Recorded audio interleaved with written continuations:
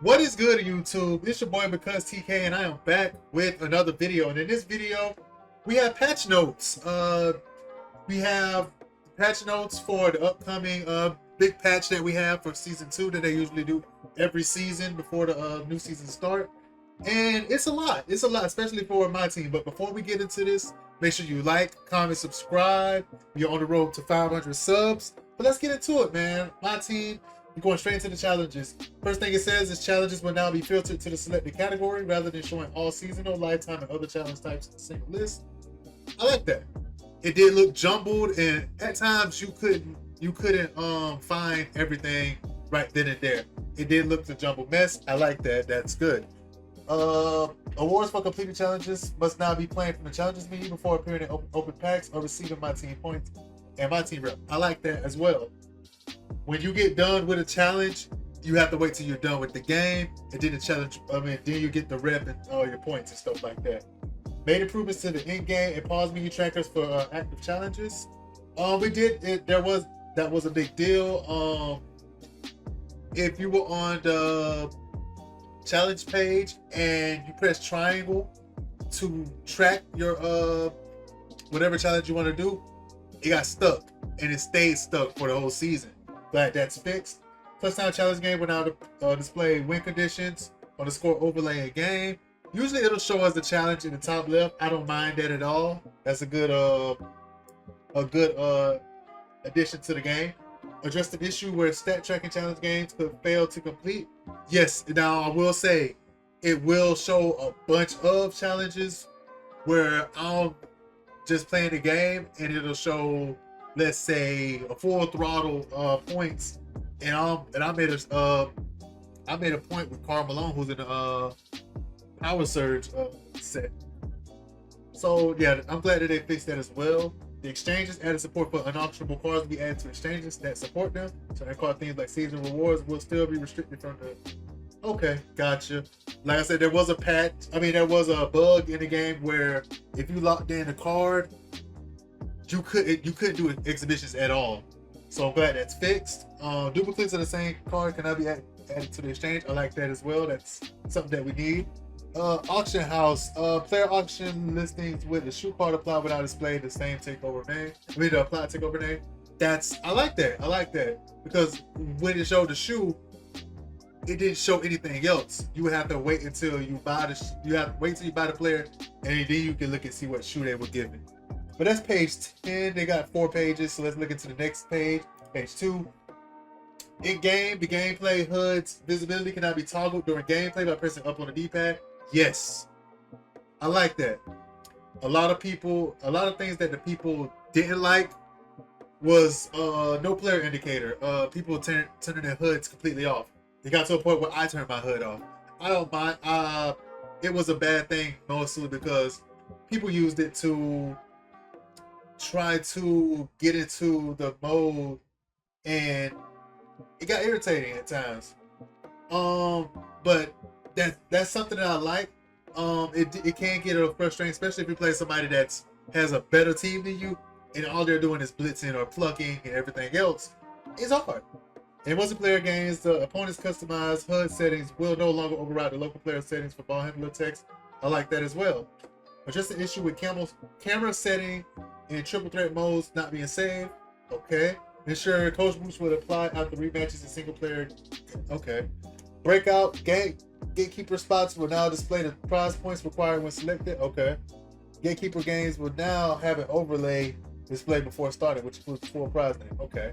Triple threat part. Dynamic duos and evolved player cards will now appear correctly.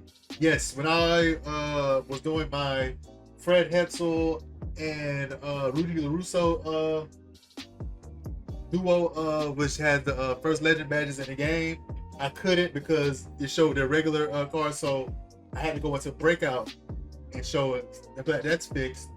Fixed an issue that could prevent a triple threat part game from counting towards the daily win streaks. Okay. My player height will now be accurately represented on triple threat park sidelines with added protections. Okay. Okay. I like that. Okay, game page 3. Icon pass to the teammate nearest to the hoop is now enabled. Thank you. Defensive matchups can now be adjusted. Thank you.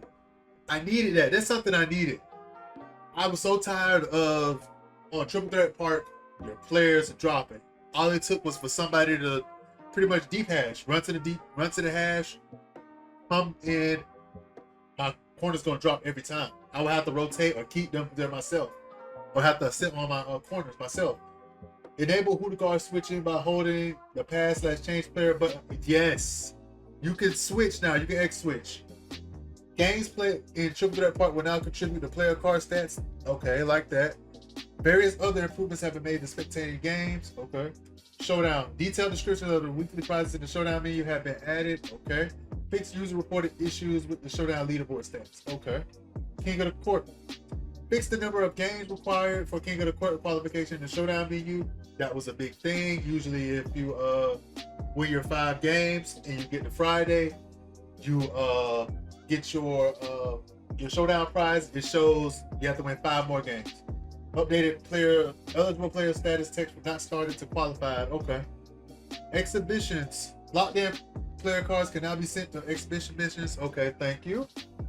Last page. Move exhibition mission duration to the player selection screen to better differentiate between available missions and ones. Okay. Added measures to prevent autofill lineups from having duplicate players in the lineup. Okay.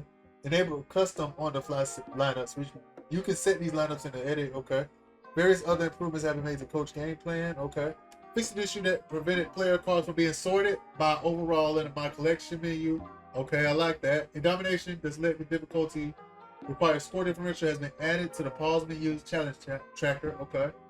Improvements have been made to both scrimmage and practice training. Okay. Change the default difficulty of freestyle around to freestyle shoot around the pro. Okay. I like that.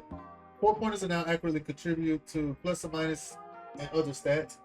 Prevented the menus from becoming unresponsive in rare cases after completing. Okay. Address visual issues that occur in Ascension. Like I said, for the most part, everything looks good in terms of the game. Season 2 looks to be pretty good, especially for the Myteam side of things. I'm glad that they did address a lot of things that was coming. That was a big deal. For what I see so far, it's a W. I do want to see what season 2 has in store for us, not just for me, but for everybody that is playing the game. I enjoy the game. I am currently Amethyst rep. I'm trying to get the Diamond rep as quick as possible. But not just getting to Diamond rep. I want to get in the top 10. But as I said, man, let's continue to keep going. So far, the patch looks like a W. But let's see what else is in store. It is coming Friday. The patch should be coming within the next day or 2. But that's the video, man. Like, comment, subscribe. As I said, everything looks great. We are on the road to 500 subs. Let's go, man. I love y'all. Peace.